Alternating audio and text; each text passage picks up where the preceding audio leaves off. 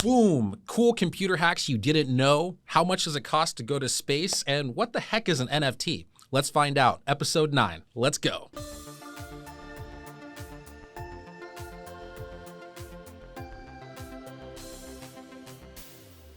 What's going on, friends? Welcome to episode 9 of Tech Talk. I'm your host, Stephen Rowe, where it's my job to make sure that all of you are up to date with the latest tactics, strategy, and trends of this beautiful internet of ours. And we're going to take this in 3 parts as always, but we're mixing it up a little bit. Part 1 is now tactics and strategy. And what I wanted to talk about today is cool computer tricks that you didn't know about. And I've got 3 for my PC lovers out there, and I've got 3 for my Mac users out there. And, do we want PC? Do we want Mac? I don't know. We want to come together, most importantly. But let's start with PC. Why do people choose PC?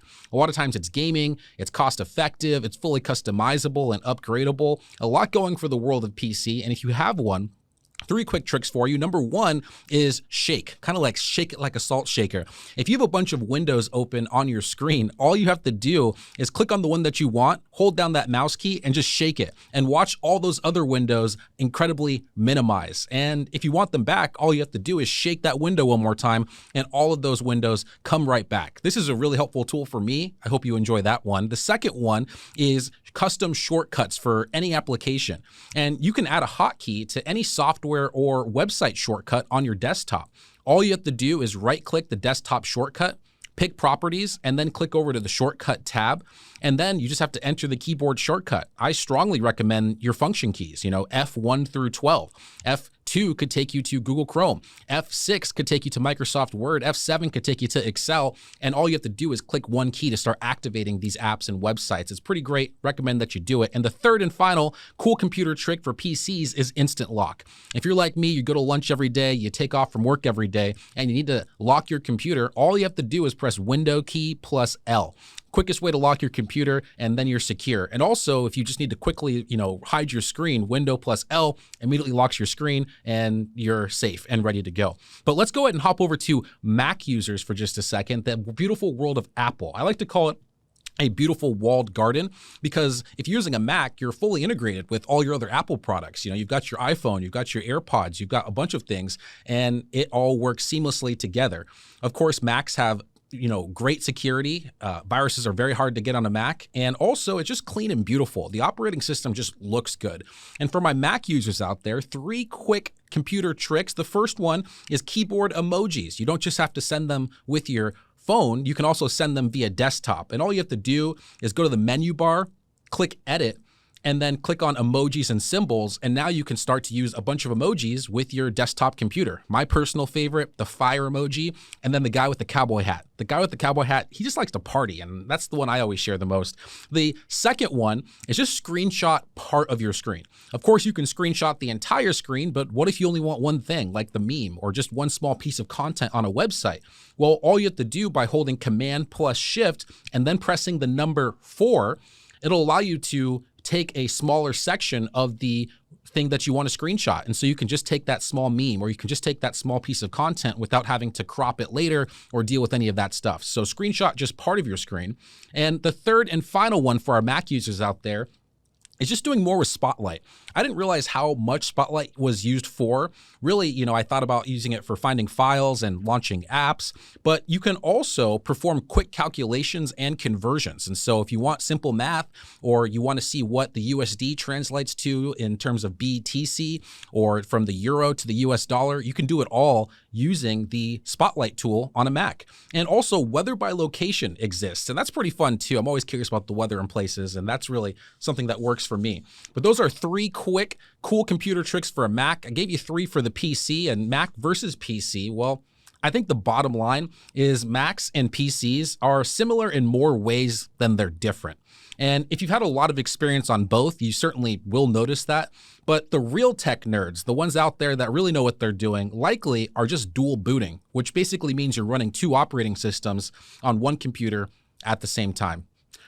All right, let's go ahead and hop over to part 2, which is headlines and current events. And I've got 2 frequently asked questions from the internet that I wanted to answer, briefly at the very least. The first one, how much does it cost to go into space? Well, of course, tech is in a situation where we can now go to space, which is awesome. And for a trip on Virgin Galactic's Spaceship Two and Blue Origin's New Shepard, seats typically cost $250,000 to $500,000. We're looking at $250,000 at the minimum, probably $500,000 at the top if you want that first class seat or to take off on a date of your preference. Kind of expensive. I don't know if I can, put that on my credit card right now. But at the same time, it's great to see that this is an option. You can go to space. Like, that's really cool. But getting onto one of these spaceships isn't as simple as checking in at a TSA location near you. For example, participants on Inspiration 4 had to train for months before they were able to take off and become the space warriors they are, or astronauts. I like that one too. And of course, Jeff Bezos and William Shatner last week, aka Captain Kirk, just got beamed up by Jeff Bezos into space, reached the Kármán line, which is about 62 miles above Earth. And if you've gone down a highway at any point for about 60 miles, so basically you're driving for an hour, that's basically how high they went up. That's pretty crazy to think about.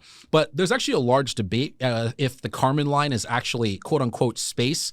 I'm going to leave it to the billionaires trying to get there, but Elon Musk says that the Kármán line is not. And Spaceship is actually going to launch passengers into orbit, which will then allow them to be looped around Earth, which is pretty cool to see. So space travel is only going to get better with time, but you can go right now if you have the spare $250,000.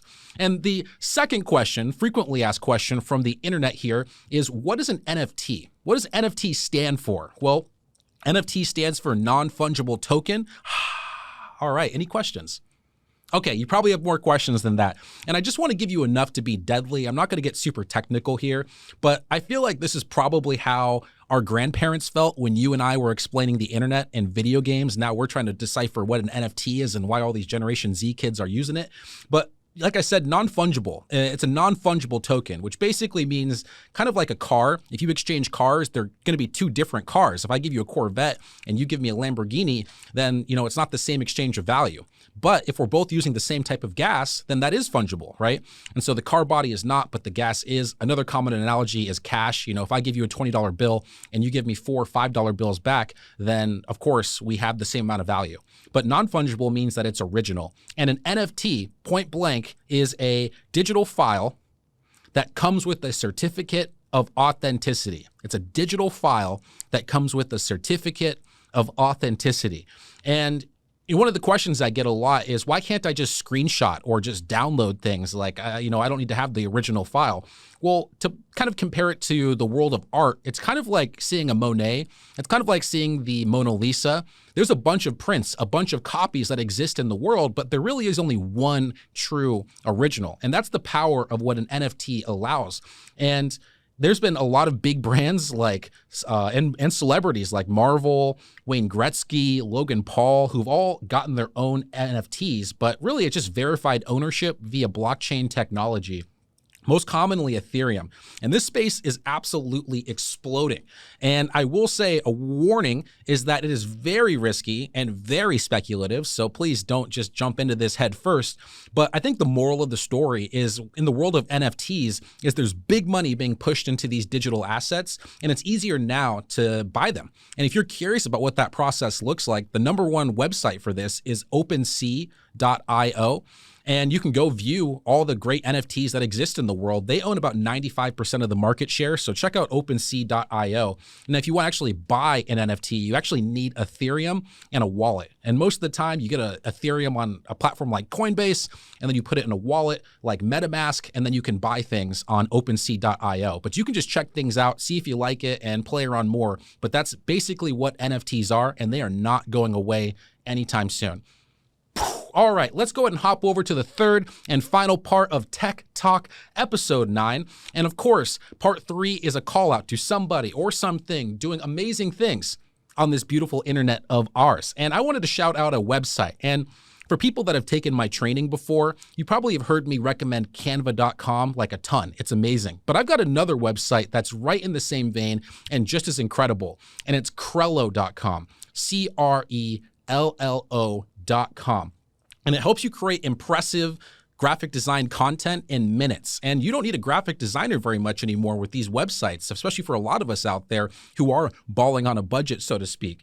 And there's powerful editing features, there's thousands of eye-catching templates, and it's all free. And the cooler part is you can check this out on a mobile app as well. It's available both in the Google Play Store and the Apple iOS Store. Crello.com. Check it out, and you got your back covered when it comes to a YouTube thumbnail or a Twitter cover photo or a Facebook ad or an Instagram story. All of that and more. Check out Crello.com.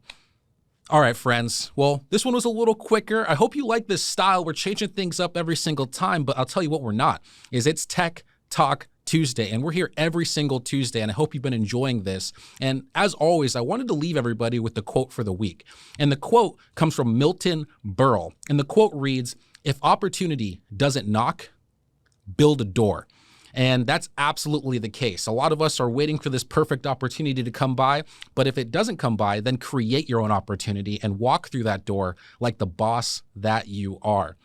Okay, friends, well, I will see you same time, same place next Tuesday. As a personal favor to me, if you gained value from anything here today, I really encourage you to share this with a friend. We grow 100% organically. Tag me, at me, share this podcast because we want to help more people in this beautiful tech world of ours. Welcome to Tech Talk, and I'm going to ask you to leave everyone and everything better than you found it. Peace.